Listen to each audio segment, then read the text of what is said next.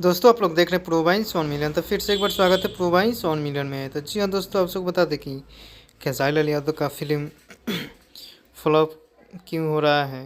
और आप सबको बता दें कि अपकमिंग फिल्म जो है रिश्ते, कहीं ये भी फ्लॉप ना हो जाए।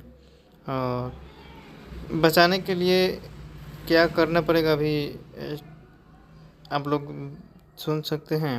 और इसके बारे में हम बता सकते हैं कि फिल्म रिश्ते का जो लाइन है, जो खेसारी लाल यादव की अपकमिंग पहला फिल्म होगा दौर में माना जा रहा है।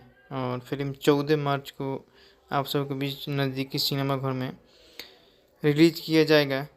और सोशल मीडिया पर एक्टिव रहना पड़ेगा। और फिल्म का मेकर को दूसरे फिल्म को हीरो का भी प्रचार करना पड़ेगा ग्राउंड